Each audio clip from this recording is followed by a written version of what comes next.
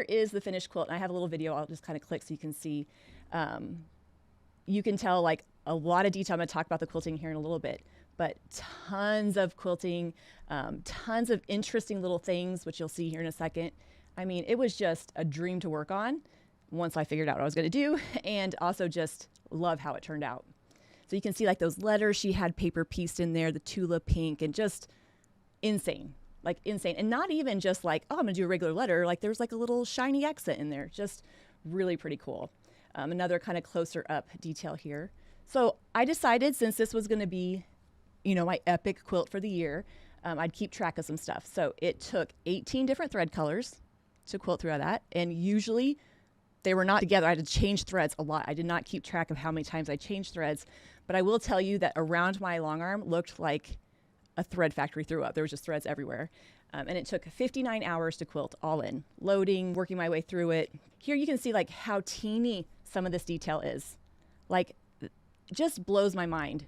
These little teeny tiny pieces. And you might think little pieces are easier to quilt, but sometimes it's tricky because they're so tiny. I didn't want to lose any of that detail. They were so tiny that I couldn't even echo around them. You know, that's when it's serious, right? Because I love echoing. Echoing is a great way to separate things from the filler, but since they were so tiny, I thought, man, I'd have to echo these like so close it wouldn't even look like an echo. So I opted to smash that background down with tiny, tiny pebbles. I did a lot of pebbles on this quilt. I don't usually love doing that many pebbles, but I will do that for Tula because pebbles are nice and static. They don't move your eye.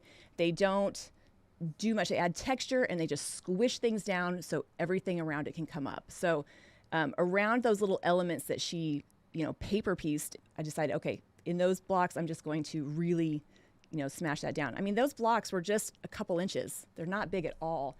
And so it's just crazy to me. A lot of cute little details like, you know, a thimble and a key. It was a lot of fun. Little cherries. I don't know. It was too much fun to work on.